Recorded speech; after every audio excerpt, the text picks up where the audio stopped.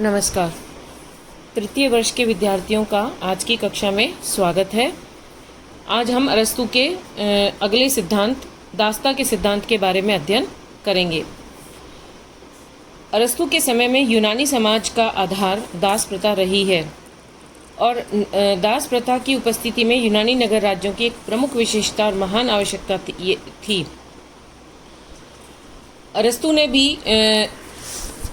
अरस्तू यद्यपि वैज्ञानिक दृष्टिकोण और वैज्ञानिक अध्ययन का प्रवर्तक था, किंतु उसने व्यावहारिक बुद्धिजीवी के द्वारा उसने दास्ता पर आधारित यूनानी सभ्यता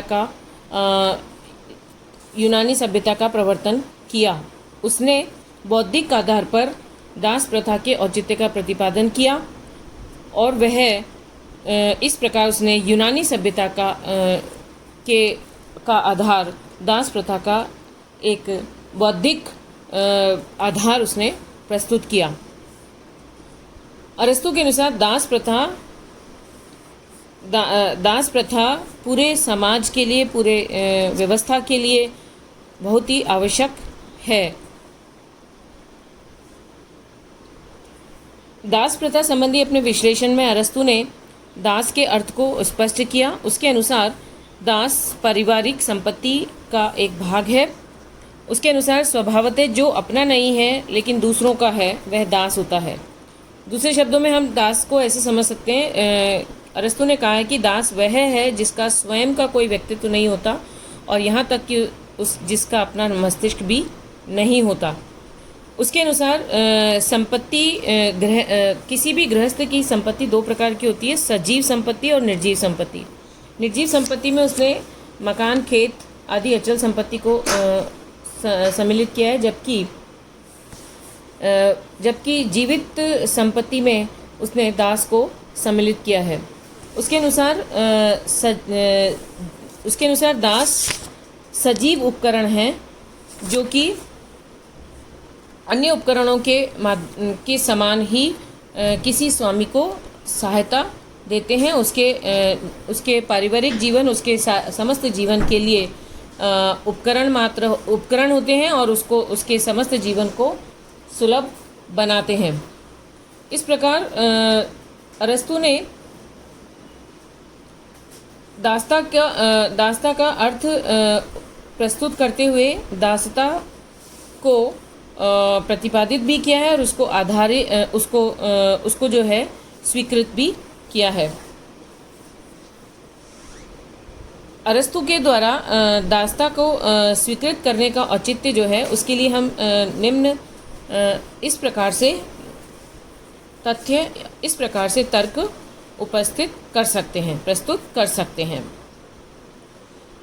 तो अरस्तू के द्वारा दास प्रथा के समर्थन में दिए गए तर्क इस प्रकार हैं। पहला, दास्ता प्राकृतिक है। अरस्तू के अनुसार दास प्रथा प्राकृतिक है क्योंकि सर्वत्र यह नियम होता है, प्रकृति में नियम होता है कि सभी लोग समान नहीं होते। विषमता प्रकृति का नियम होता है। मनुष्य में स्वाभाविक और प्राकृतिक रूप से असमानता होती है। अतः सभी मनुष्य की बुद्धि, योग्यता, गुण एक जैसे नहीं होते हैं। अतः दास्ता प्राकृतिक असमानता का परिणाम होता है और जो मानसिक रूप से कुशल और बुद्धिमान व्यक्ति होते हैं वो स्वामी बनने के योग्य होते हैं और कम बुद्धि वाले या बुद्धिहीन व्यक्ति दास बनने के योग्य होते हैं। तो इस प्रकार अरस्तू के अनुसार विषमता के आधार पर दासता भी प्राकृतिक है। प्रकृति ने जिन्हें स्वामी बनाया है वे बौद्धिक बल से और जिन्हें दास बनाया वे शारीरिक बल की प्रधानता के होते हैं। इस प्रकार बौद्धिक असमानता और शारीरिक क्षमता के आधार पर दास प्रथा प्राकृतिक होती है। दूसरा, दास प्रथा दोनों पक्षों के लिए उपयोगी है। अरस्तू ने दास प्रथा को इस आधार पर न्यायोचित ठहराया है कि केवल स्वामी के लिए नहीं बल्कि दास के लिए भी यह उपयोगी है। बुद्धि और विवेक संपन्न स्वामियों को राजकार्य और बौद्धिक और नैतिक गुणों के कार्य करने चाहिए, जबकि शारीरिक बल से संबंधित कार्य जो हैं वो दास को करने चाहिए। और दास जब अपने स्वामी, अपने बुद्धि पर आधारित, बुद्धि प्रधानतः स्वामी के साथ में जब रहता है तो उसका भी विकास हो जाता है और वह अपना मानसिक विकास करके दास प्रथा से मुक्त भी हो सकता है। तो इस प्रकार उसकी यदि बुद्धि कम है तो वह अपने स्वामी के सानिध्य में रहते हुए अपना विकास कर सकता है। इसलिए अरस्तु के अनुसार यह प्रथा दोनों के लिए उपयोगी है। तीसरा वह तर्क देता है कि दासता नैतिक है।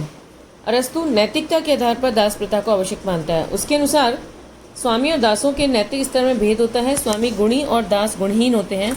अतः स्वामी का कर्तव्य होता है कि वे दासों के प्रति स्नेहपूर्ण और दयालु रखे और दास का काम है कि वे स्वामी की आज्ञा का पालन करें।